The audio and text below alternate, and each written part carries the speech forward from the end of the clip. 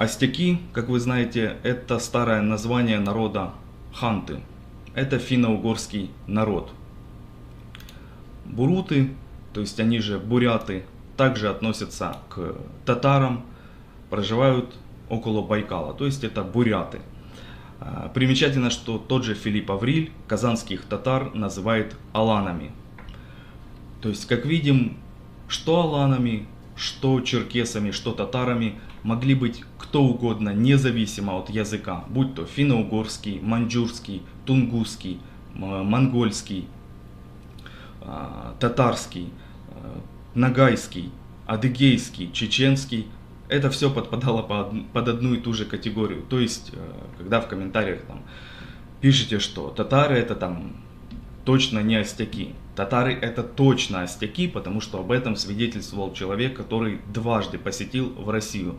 Просто само понятие татар неправильно было впоследствии раскрыто, намеренно неправильно советскими историками, а впоследствии такую обширную историю подхватили, к сожалению, ученые, которые решили присвоить себе исключительно имя татар. Поэтому история татар это не история конкретного народа, это история десятков разноязычных народов, которые многие не являются братьями даже, ничего общего не имеют, как допустим финно-угорские и маньчжурские.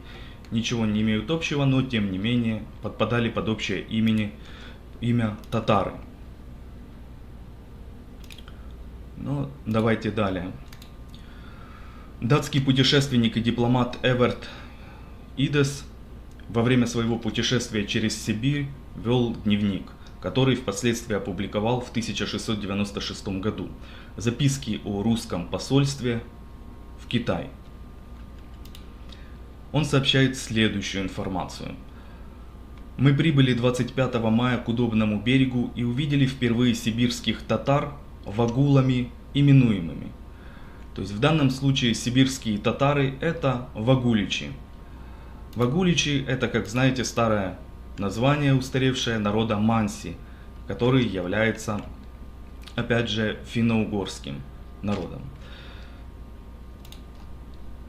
То есть в данном случае первых сибирских татар, которых встретили европейцы, это были вообще не татары в современном понятии, это был финно-угорский народ Манси. Почему их назвали татарами? Потому что все, кто проживал за Волгой, за русскими княжествами, впоследствии за русским царством, всех называли татарами.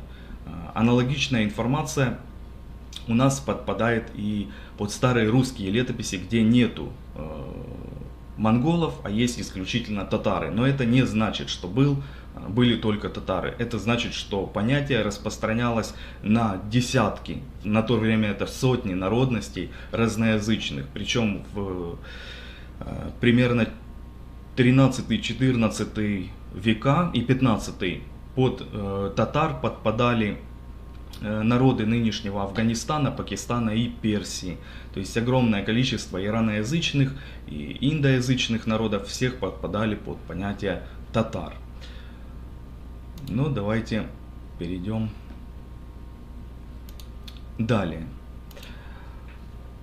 Ричард Джеймс, английский путешественник 17 века, в заметках о чуде, лопарях, самоедах и черемисах, он сообщает, что черемисы это также татары. Черемисы это марийцы, снова же финно-угорский народ, не говорящий на тюркском языке, но тем не менее его называли татарами. И Джильс Флетчер, английский дипломат и автор описания русского царства в XVI веке, опубликовано в 1643 году. Есть и более старые издания. Он сообщает, что черемисы также являются татарами, черемисские татары. То есть в полном понимании понятия татар это любой, кто жил за пределами России на восток.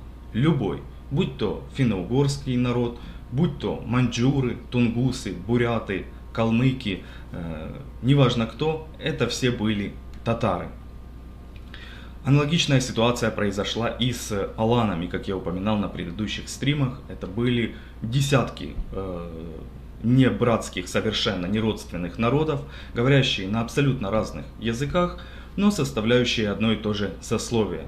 Аналогичная ситуация и с черкесами, то есть это черемисские черкесы упоминаются, то есть горные черкесы, черемисские черкесы, чеченцы, ингуши, адыгейцы, карачаевцы, балкарцы, украинцы, нагайцы, все подпадали под понятие черкес. Поэтому история черкесов не может рассматриваться в контексте одного народа где-то там. Эта история обширная, намного обширная, десятков неродственных народов, десятков разноязычных народов. Поэтому, когда ее присвоили в советское время, чтобы там систематизировать для простоты, то есть вот у нас есть черкесы, ага, переходим дальше, а этот народ назовем-то так. Многие подхватили вот эту постсоветскую чушь и далее ее несут. Впоследствии эта история вылазит, и хорошо, что есть я, который может это все показать для исправления дальнейших ошибок, ибо финно-угорские историки уже начинают, как вы знаете, публиковать книги, где разоблачают десятки татарских ученых, говоря, что посмотрите, вы там обманули, это были мы, а вы себе забрали нашу историю. Аналогичная ситуация и с другими народами, то есть они показывают, посмотрите, ваши ученые воруют нашу историю и воровали прежде. Так давайте же исправим это же. Вот есть все факты, что там это финно-угорская, это маньчжурская история, это история там казахов, а это история там калмыков. Естественно, никто не хочет лишаться так называемой великой истории, поэтому продолжают утверждать эту чушь. Что татары это исключительно здесь, черкесы исключительно здесь, аланы исключительно здесь. Нет такого. Абсолютно нет.